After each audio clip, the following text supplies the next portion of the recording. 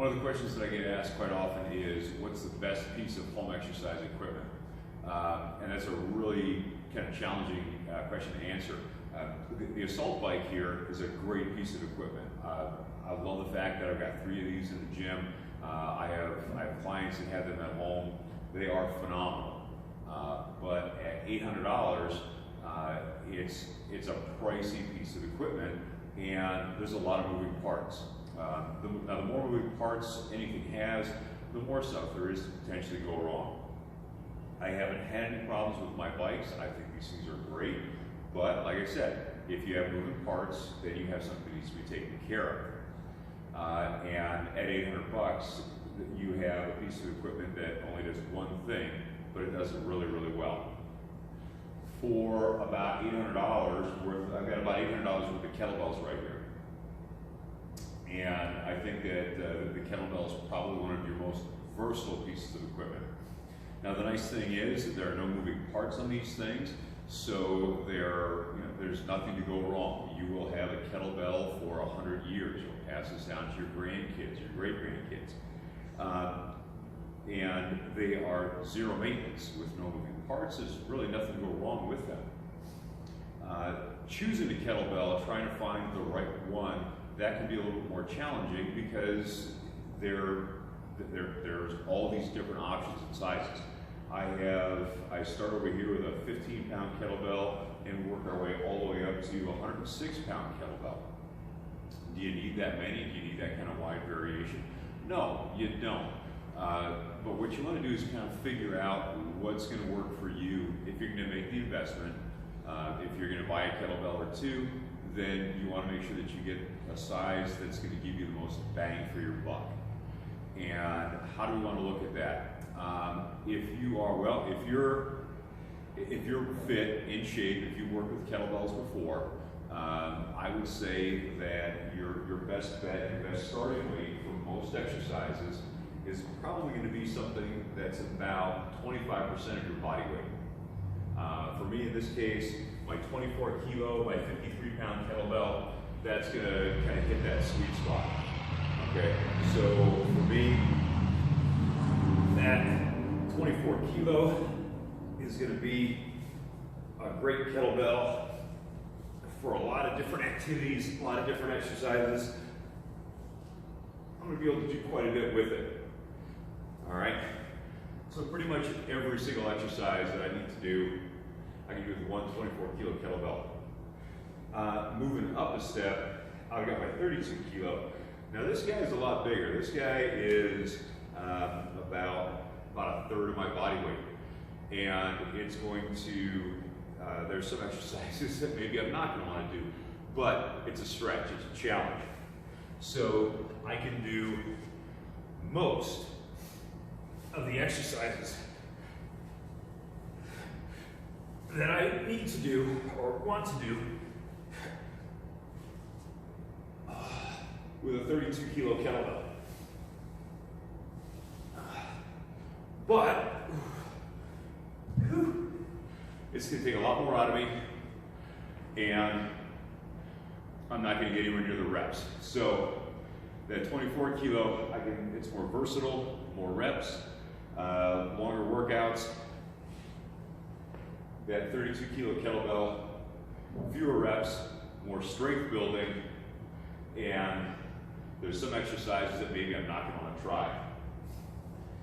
Way up, at about half of my body weight, is the 106-pound kettlebell, which I'm pretty much using for swings and maybe some cleans.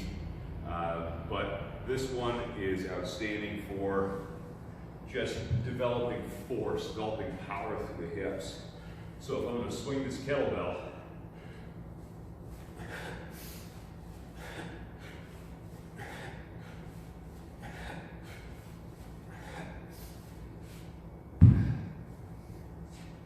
it's going to require a lot of focus, a lot of concentration, a lot of, I got to pay attention to what I'm doing.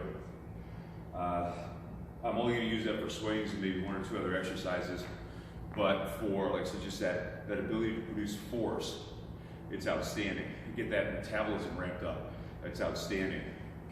It takes me forever to get a similar amount of work done with the 24 kilo kettlebell. On the lighter side of things, if you're newer to training, if you are trying to get in shape to start working out, starting off a little bit lighter, a little bit smaller is an option. And there's still some cool things we can do with that lighter kettlebell, working on some coordination and a few other things.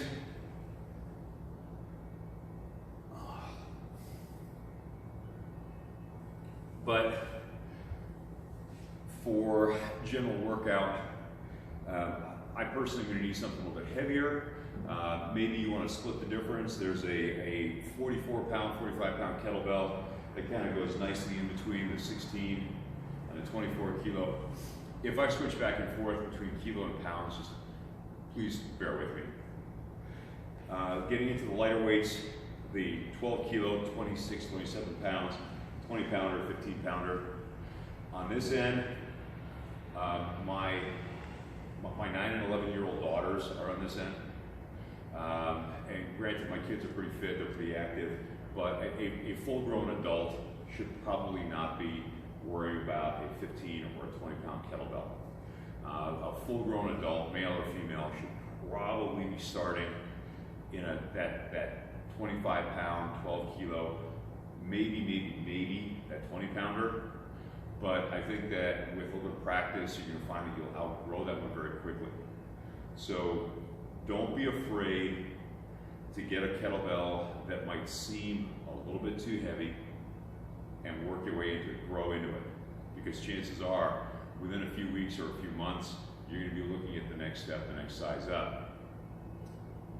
Now again, granted, you are going to pay a little bit extra for shipping and handling, especially now that most of the athletic stores and sports stores are closed down. But I feel this is probably one of your most cost-effective pieces of exercise equipment. One that, if you use it correctly, if you learn how to use this piece of equipment, it's a multitasker. It's going to give you a lot of different options that a dumbbell or a barbell won't. And if you're looking at a home gym setup, you online, you get something real. I mean, we're talking about a real home gym setup.